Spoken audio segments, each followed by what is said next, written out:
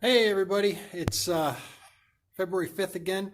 I'm just out here in the garage, out in the in the corner, messing with some rotten meat, and just thought I'd share with you. I'm finishing up the last batch of old Possum Johnny's muskrat mash madness, whatever we're going to call this garbage. But let me show you what it looks like. So please forgive the workbench; it's pretty sloppy right now.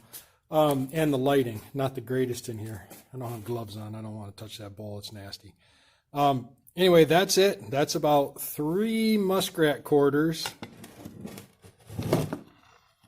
Oh, don't fall out of there, you dirty bird. All right, there we go. 3. Oh, buddy.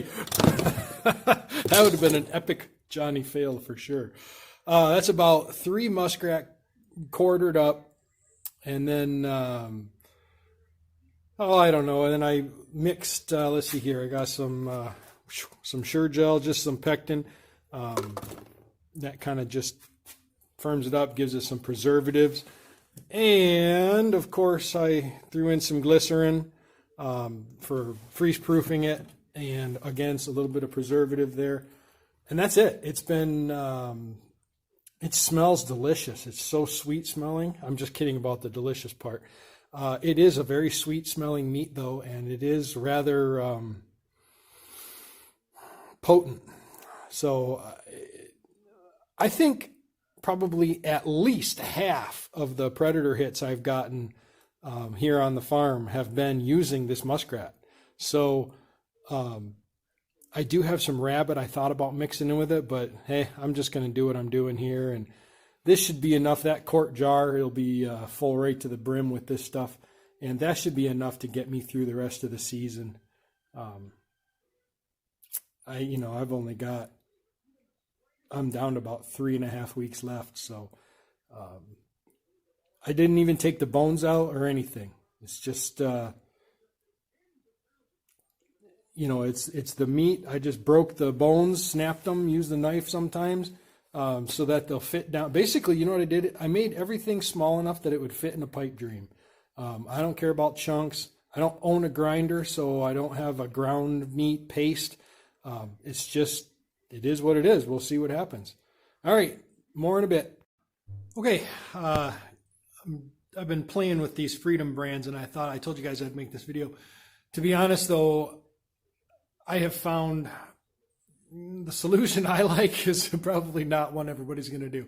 I have been playing with the little washers that go on the Sugar Dog or whatever I don't know exactly what it's called, but let me show you. Okay, so I know this is going to be really tough to see because of the lighting, but the best configuration of washers that I found was, as you're looking at the mouth of the trap, all of the washers are on the right side of what I would call the dog. Okay? So they're all on the right side. I know I'm terrible at this camera thing. That is the best configuration. And what that does for you is hopefully, at least it did for all these, I have 4 of them here. It got it lined up pretty well with the lever, the toggle of the lever, okay? Now, I will say this. I think another solution that would work well is to braze a washer onto the dog lever way down by the little the lever toggle. I haven't brazed since I was in high school, so I thought, well, I'm not going to try that because it might take me longer to remember how to braze than it would be to play. So I tightened that down as tight as I could get it. Well, no, that's not true. I tightened that down till it was difficult to work the dog. You know, it's in there. So that's not the fix that I liked the best, though. Let me show you the one I like the best. Okay, this is just a regular factory configuration of, this is how it was when I got it for the washers. What I did, though, was I took my Dremel tool and I adjusted the shape of the dog. 1 second. So, originally, I gotta find the right spot here. Originally, this is not working out. I could push on this lever and it would not set off the trap. Now it does. I'll show you what I did here. Okay, so you can see, hopefully in the light, all I did was I made the dog a little deeper with my Dremel tool, and then it still wouldn't quite fire right, so I just barely shaved the edge, just the very tip, so that when it started to fire, it would roll off of there like crazy. And let me tell you, this trap is working great. I've set it like 20 times and fired it. I even put a piece of wire in there to pull up on the dog, or on the lever, I mean. And let me tell you, this trap fires good every time. Let me show you. Yeah, I've been struggling holding these traps. Even working on them a little bit, holding them. And I look up and I'm like, Johnny, there's a vise right there, you moron. Anyway, so I just reset this trap. I just want to show you, you know, it all looks good in there. Oh, you can't see that. Heck, I can't even see that. It all looks good. It's lined up real nice. And again, this is the factory configuration with the washers. I did tighten the little brass screw there, but let me find my wire I've been using. You can see that I've caught this thing a few times because it's got a real nice bend in it. Reach down in there, grab that dog, and just pull up and it falls off. Okay, now I got it. Ready? And that's a coon. So I think that's the best bet, guys. If you don't have a Dremel tool or whatever, I would just use a little file. It didn't take much. Basically just enough so that it could go a little further down when it hooked, you know, toward the trap dog. I use all these strange terms.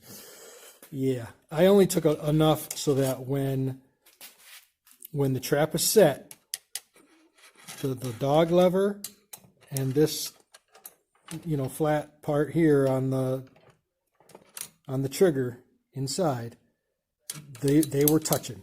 And then I rounded just ever so slightly, because if I didn't do that, even when I pushed and pulled the lever, it was too deep and it would not fire. So once I rounded it just ever so slightly, it fired real fine. So I hope that helps somebody out there. I don't know. I know it's going to help me because I'm going to go put out 4 more dog proofs.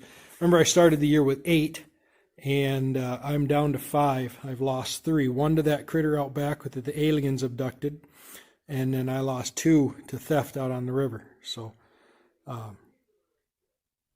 dog proofs ain't cheap, but you know what? You can't put a price tag on enjoying the outdoors. So you guys have a great day. Take care. Hope this helps somebody. Oh yeah, real quick before I cruise, I'm putting tags back on these. You know what I learned on these DPs? I use just a soup can lid. You know, you have the kind of can opener that doesn't leave a sharp edge, so that's kind of handy. Punch a hole in it, put your name and information on the lid, and then I wire that to the trap with enough wire that I can use that as a lid. Okay, I'm going to need more wire on this one from when I cut it off. Then what I do is I put a rock on that, and that way squirrels and mice and whatnot can't get in it, but a raccoon can easily knock that off of there. And it keeps water, like if it's raining and whatnot, it keeps the water out of there. But I don't know, you know, we'll see. Maybe that'll help somebody. You guys, I hope that, man, I hope somebody got something out of this. I'm not used to doing this kind of stuff, so I had a fun time. So see you then.